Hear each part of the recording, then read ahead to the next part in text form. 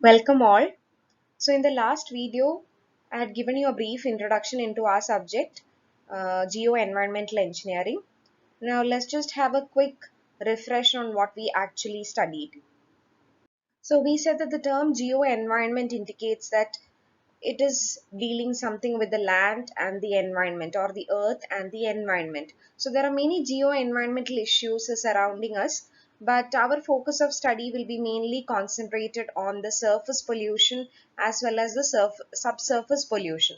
And naturally, when there is a subsurface or a surface pollution existing, it will definitely affect the health of humans as well as all the living things, and therefore this subject is mainly intended in dealing with solutions for protection of subsurface environment as well as public health and promotion of sustainable environment. So this is the intention of coming up with a subject like geo-environmental engineering.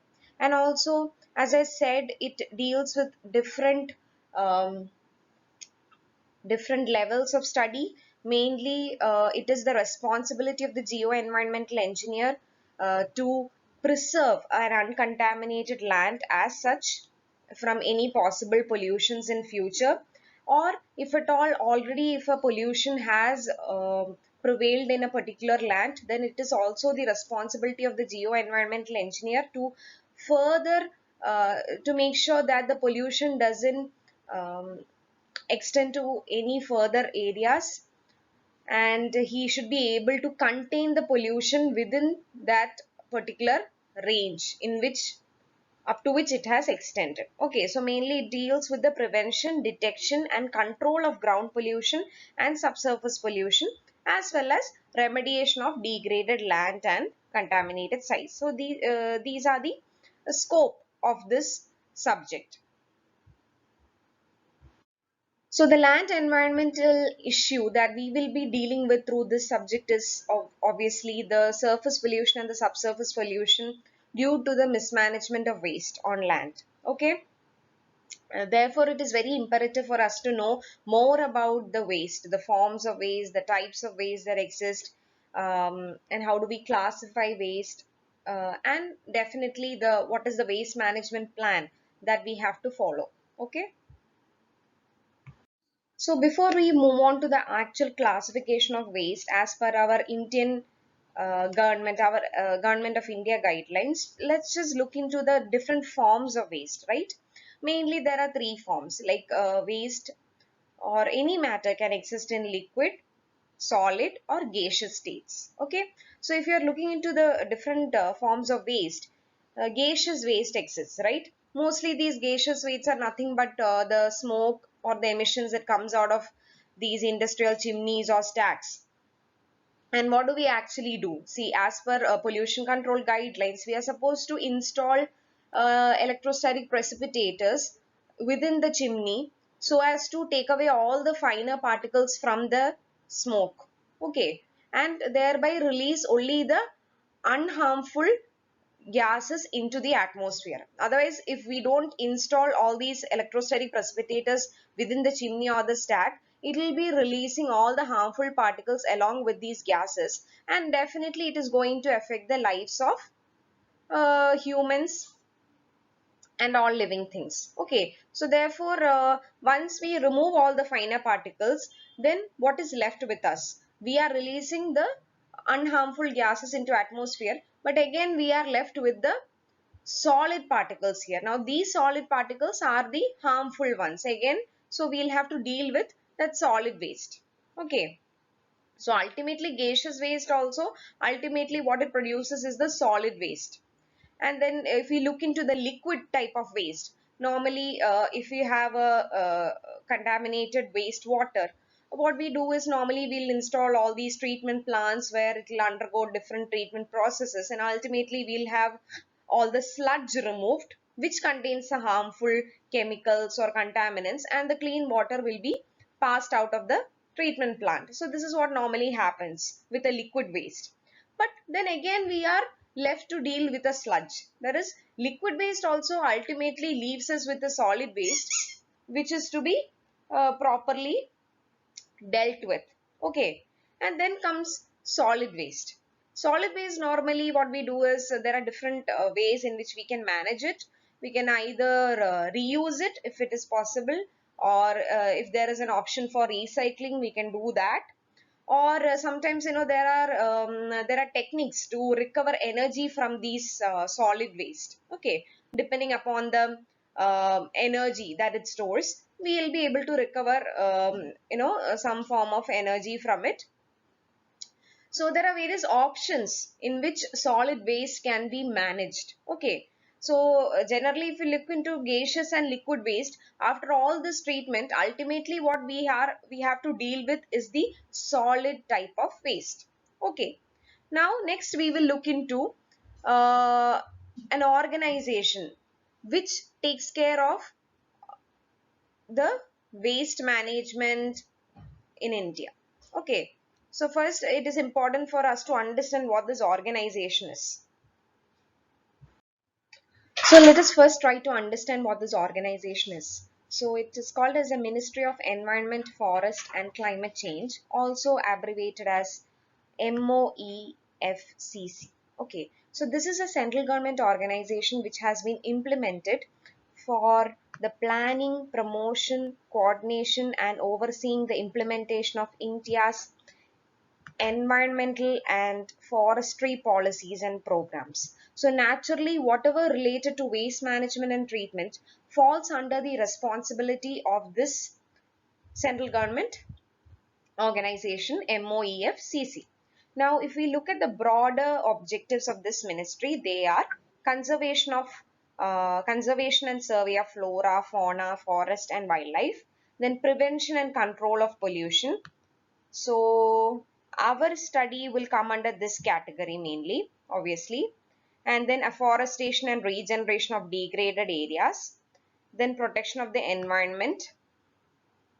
Then ensuring the welfare of the animals. So these are the broader objectives of this ministry. To simplify it and make you understand, the main areas of responsibility that comes under this ministry, the central government ministry, are pollution, climate change, biodiversity and waste management.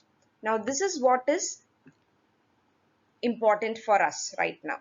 Okay, so whatever that deals with waste management and treatment, we'll have to follow the guidelines published by this Ministry of Environment, Forest and Climate Change.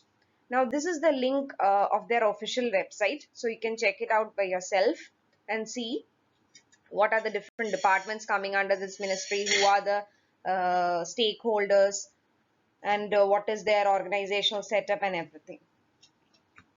So we have already looked into the different forms in which waste can exist. There is solid waste, liquid waste and gaseous waste. And as I said, ultimately what we have is the solid waste, and that is our challenge which we have to take up and what we have to manage and treat. Okay. But now let's look into the classification of waste. Now waste classification is a very familiar topic. It must be a very familiar topic to all of you, because you have been seeing this classification of waste even from right from your lower classes, and maybe in the initial semesters of your BTech also you might have come across the classification of waste. And different textbooks also, even if you refer, you will easily get the classification of waste.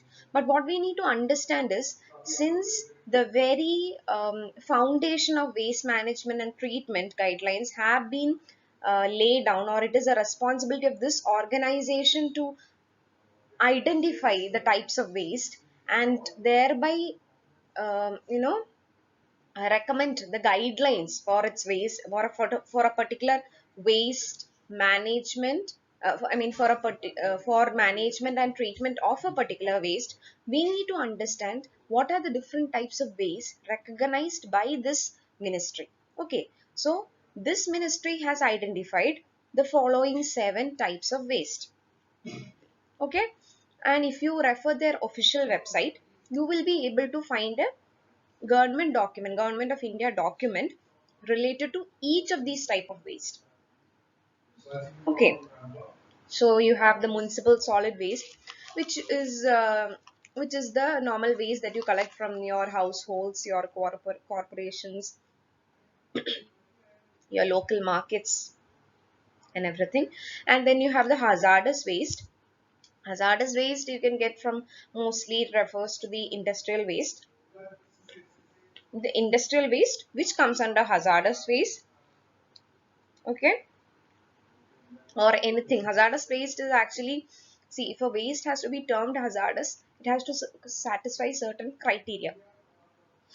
Okay, so if a waste satisfies certain criteria, then it will come under the section of hazardous waste. Then you have biomedical waste. Then you have the electronic waste. Then obviously, since a lot of construction and demolition activities are going on, you will have the construction and demolition waste. Then plastic waste.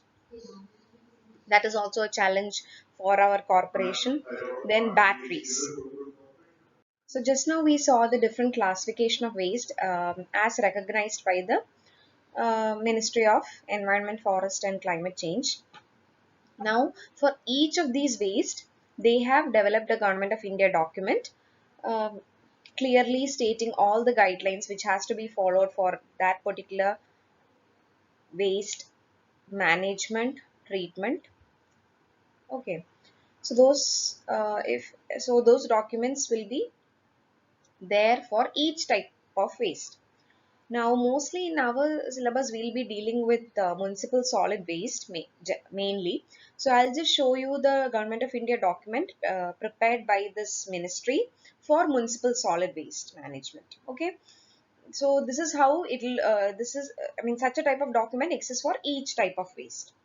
Now, see, regarding waste management also, this is a very familiar topic to all, but we need to understand that it is different. Waste management strategies and policies should be different, and it will be different for different types of waste. Then obviously, whatever guidelines which has been laid out by the central ministry, the state governments also has to follow those rules, or at least they'll have to implement rules in line with the guidelines laid out by the central ministry.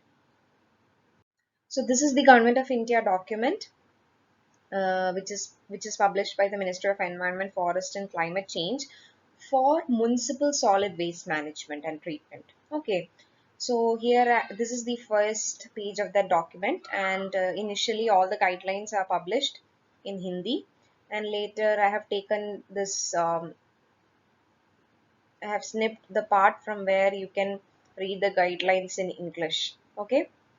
So as you can see, the latest one is published in 2016. Notification came in 2016. Now we will see what are the different topics which are covered in this document. So I shall share with you this document, and you can read out, and understand what are the different sections which are covered in this document. And this document has clearly listed out the solid waste management. Okay, this is for solid waste. So solid waste management strategies and policies, and who are the stakeholders, who are the government organizations responsible for that, and how do they carry out or they ensure that these guidelines or rules are implemented by each state. And finally, how they assess the progress, okay, or effectiveness of all these management policies in different states. So here, if you can see one of the clauses which says duties of waste generators. So here I have just maximized and shown you that. So certain duties of waste generators, I'll just read the first one. Segregate and store the waste generated by them in three separate streams, namely biodegradable, non-biodegradable, and domestic hazardous waste in suitable bins, and hand over segregated waste to authorized waste pickers or waste collectors as per the direction or notification by local authorities.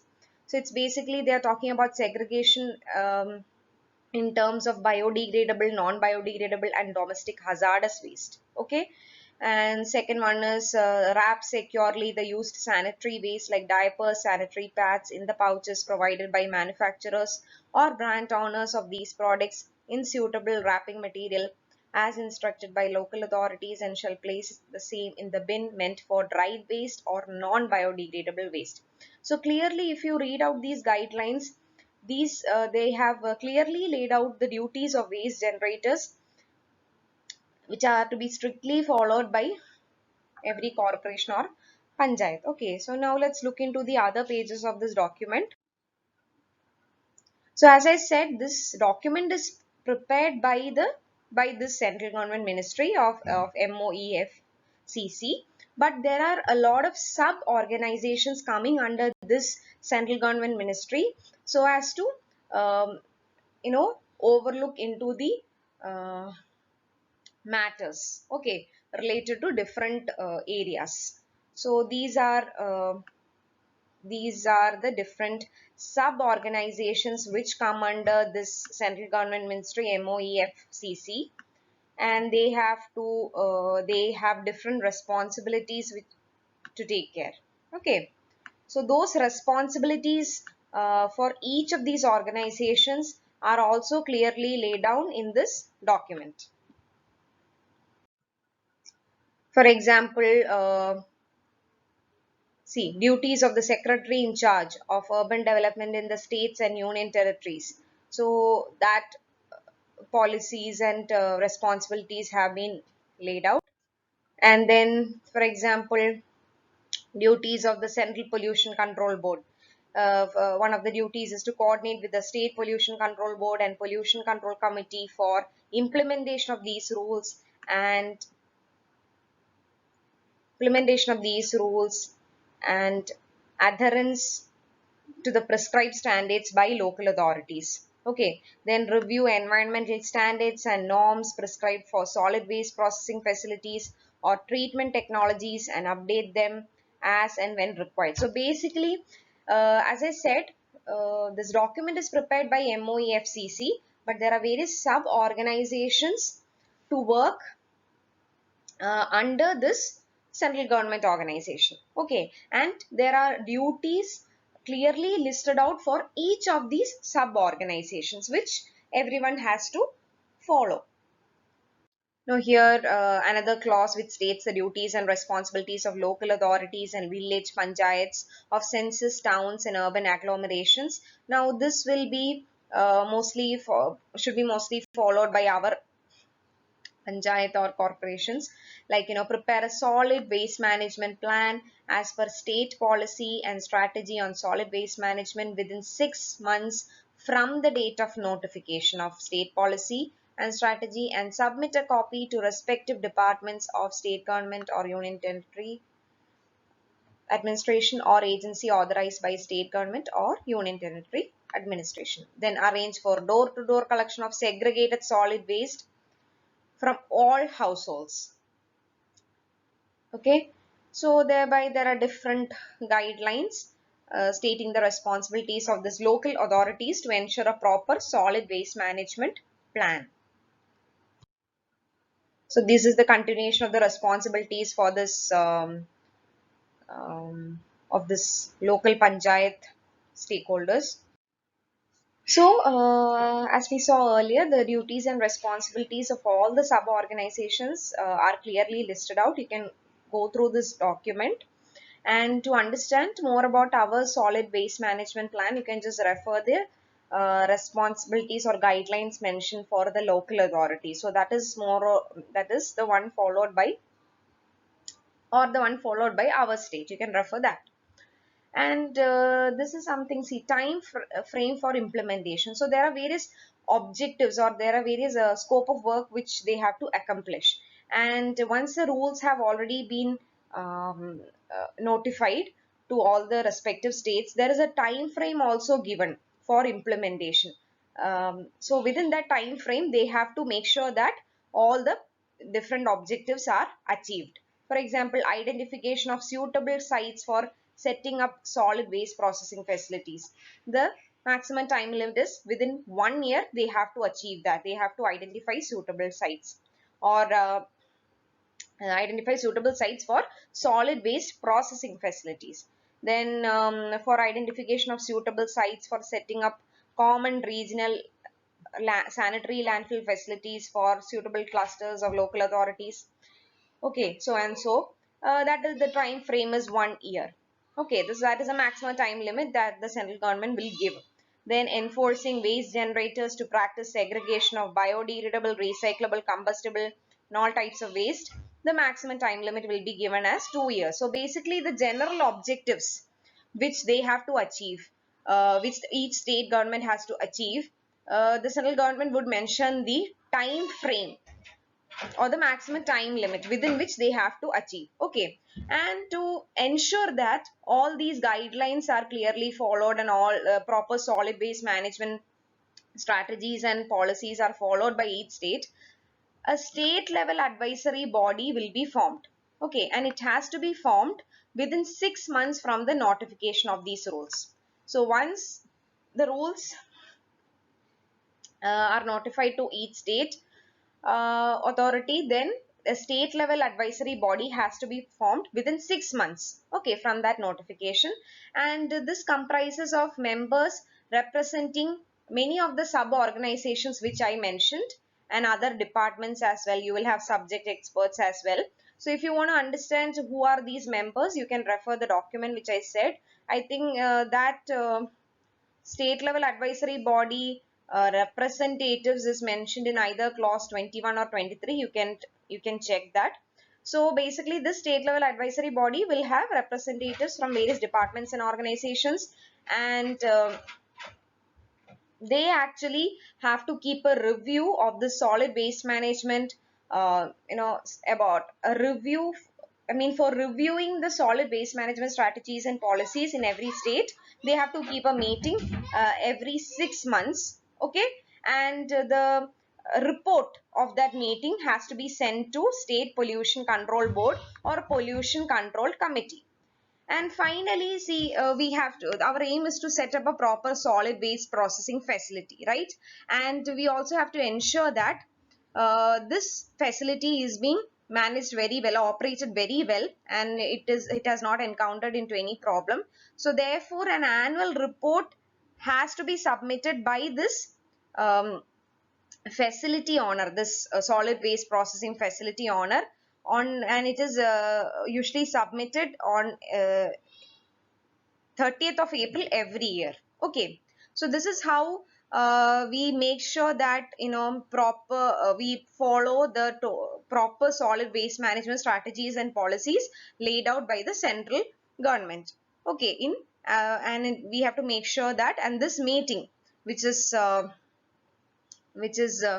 actually conducted by the state level advisory body has to ensure that all these policies are formed, and also if there is any if there is a change to be made in this policy, those revisions also are discussed in the same meeting, and then, as I said, a detailed report will be sent to the pollution control board. Okay, and to also make sure ensure that the facility is also working properly, the owner of the facility has to send a yearly report on 30th of April. Okay, now this is how the waste management plan works. So I'll share with you this document which is meant for solid waste, and as I said, such a document exists for each type of waste, the waste, that is the waste recognized by this central ministry. Okay, so you can go through that and you'll get a clear idea. So thank you all.